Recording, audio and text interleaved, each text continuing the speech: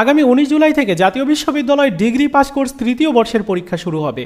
নতুন কারিকুলাম দেওয়া হয়েছিল, সেই অনুযায়ী অনেকের প্রশ্ন ছিল নতুন কোনো নিয়ম আসছে কি উত্তরপত্র লেখার, ওএমআর, কাভার পৃষ্ঠা বা অতিরিক্ত উত্তরপত্র আমরা কিভাবে এগুলো কমপ্লিট করব, লিখব কিভাবে, এটা নিয়ে অনেকের প্রশ্ন। আজকের ভিডিওতে সম্পূর্ণ প্রসেসটা আপনাদেরকে দেখাবো। আশা করি ভিডিওটি দেখলে আপনার কোথাও কোনো ভুল হবে না। চলুন শুরু করা যাক। একটা ইনফরমেশন দিয়ে শুরু করছি। উত্তরপত্র লেখার নতুন কোনো নিয়ম আসেনি। আগে যেভাবে আপনি ডিগ্রি ফার্স্ট ইয়ার সেকেন্ড ইয়ারে ফিল আপ করেছিলেন ওএমআর বা অন্যান্য যেগুলো, সেই একই নিয়মে আপনাকে ফিল আপ করতে হবে। তারপরেও যেহেতু অনেক আগে, মানে 1 বছর আগে আপনি ফিল আপ করেছেন, সর্বশেষ ডিগ্রি দ্বিতীয় বর্ষে পরীক্ষা দিয়েছেন, তাই আপনাকে এখন দেখিয়ে দিলে বিষয়টা ভালো হবে, কোথাও কোনো ভুলও হবে না।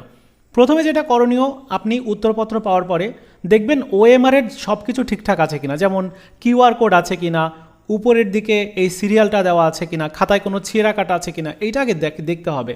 এইটা দেখার পর তারপর দেখলেন যে সব কিছু ওকে আছে, এখন আপনাকে ফিল আপ করতে হবে। আপনার অ্যাডমিট কার্ডটা বের করবেন। অ্যাডমিট কার্ড বের করার পর আপনি এখানে প্রথমেই লিখতে হবে পরীক্ষার্থীর নাম ইংরেজিতে বড় অক্ষরের। এখানে আপনার নামটা ইংরেজিতে বড় অক্ষরের লিখতে হবে। আপনার অ্যাডমিট কার্ডে যতটুকু আপনার নাম রয়েছে ঠিক সবগুলো ইংরেজিতে বড় অক্ষরের আপনি এখানটাতে লিখে দিবেন। আর অবশ্যই এগুলো ফিল আপ করার জন্য কালো কালির বল পয়েন্ট কলম ব্যবহার করতে হবে। তো এরপর আপনার পরীক্ষার কোড দিতে হবে প্রথমেই। এগুলো তো ফিল আপ করতে পারবেন প্রত্যেকেই। তারপর একটু বলে দিই, পরীক্ষার কোড দিতে হবে প্রথমে। পরীক্ষার কোড হচ্ছে আপনাদেরটা 1103।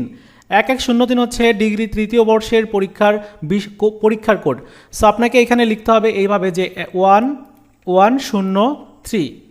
ঠিক আমি যেভাবে দিচ্ছি এভাবে লিখবেন, এভাবে লিখবেন। লেখার পর এবার একদম সোজাসুজি শুধু আপনাকে ফিল আপ করতে হবে। তো একের জায়গাতে একের এইখান থেকে এইটা ফিল আপ করতে হবে। এটা সবাই পারবে আমি জানি, কারণ পরীক্ষা দিয়েছেন আপনারা জানেন। তবে এই যে রোল নাম্বারের এইখান থেকে আপনার এই ডান পাশ থেকে বাঁ দিকে আসতে হবে, আপনার রোল নাম্বারটা সঠিকভাবে দিয়ে দেবেন, অথবা ডান দিক থেকে বা বাম দিক থেকে ডান দিকে গেলেও হবে, কারণ রোল নাম্বার, রেজিস্ট্রেশন নাম্বার এই যে এখানে যতগুলো থাকবে এতগুলোই থাকবে।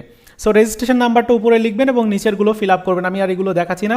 এবার হচ্ছে কোর্স বা পত্রকোড, যেটা গুরুত্বপূর্ণ, আপনার যে সাবজেক্টের পরীক্ষা হবে ওই সাবজেক্টের পত্রকোডটা এখানে দিতে হবে। যেমন আপনার আগামী 19 তারিখে পরীক্ষা রয়েছে ইতিহাস পঞ্চম পত্রের বিষয় কোডটা হচ্ছে 131501। সো আমি একটু লিখে দেখাই তাহলে ভালো হবে। বিষয় কোডটা কিন্তু ঠিক এভাবে লিখতে হবে। অন্য সাবজেক্টে যাদের পরীক্ষা রয়েছে, যাদের ইসলামের ইতিহাস, তাদের কিন্তু বিষয় কোডটা এইটা লিখতে হবে।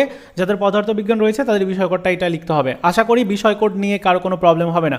ওএমআর ফিল আপ তাহলে শিখেছেন। এরপর আর আপনার কোনো কাজ নাই এখানে, জাস্ট এতটুকুই কাজ। পরীক্ষার code, roll number, registration number এবং পত্র কোড, আর উপরের দিকে আপনার নাম, এই যে এতটুকু কাজ হচ্ছে ওএমআরের।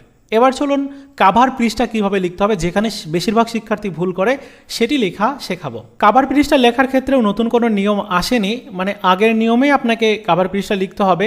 সো উপরে পরীক্ষক কর্তৃক করণীয় এই বক্সে কিন্তু আপনার হাত দেওয়া যাবে না। নিচের দিকে পরীক্ষার্থী কর্তৃক করণীয় যেগুলো রয়েছে এগুলোতে আপনাকে লিখতে হবে।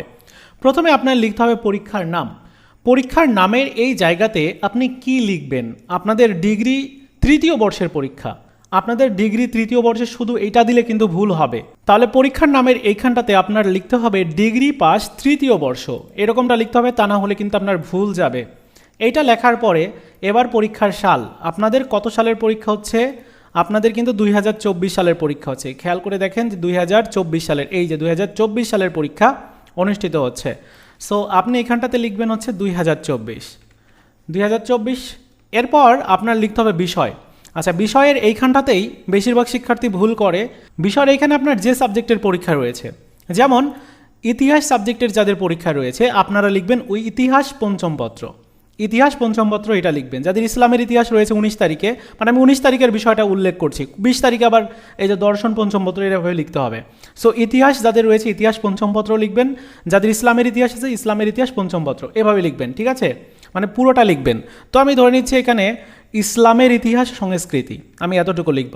তাহলে কি লিখব? ইসলামের ইতিহাস সংস্কৃতি পঞ্চম পত্র, এতটুকু লিখব।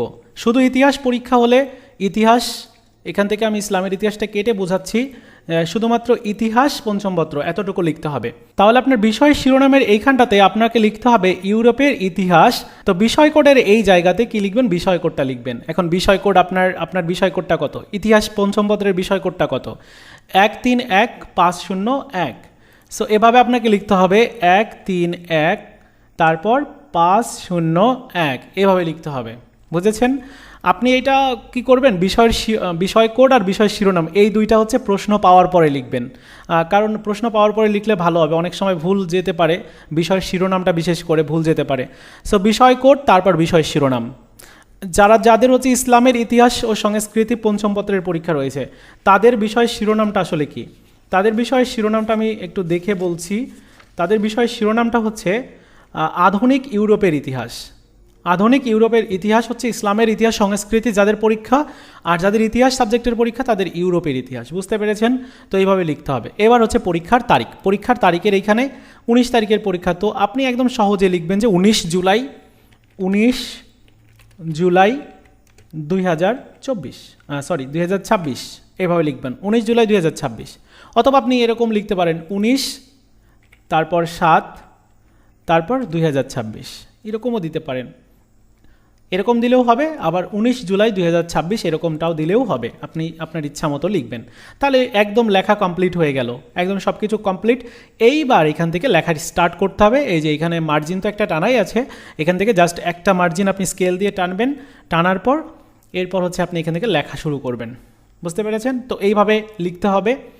তো লেখার ক্ষেত্রে আমি যতটুকু মনে করি যে ক বিভাগটা আগে যদি লিখেন তাহলে লিখতে পারেন, ক বিভাগ আগে লিখলেন, যে কয়টা পারবেন সে কয়টা লিখবেন এবং আর পর্যাপ্ত জায়গা ফাঁকা রাখবেন, আর যেগুলা পারবেন না সেগুলো তো ফাঁকা রাখবেনই।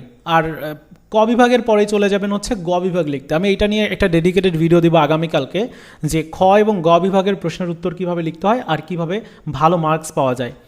তো এই ছিল আপনাদের কাভার পৃষ্ঠা লেখার নিয়ম। এটা হচ্ছে কাভার পৃষ্ঠা।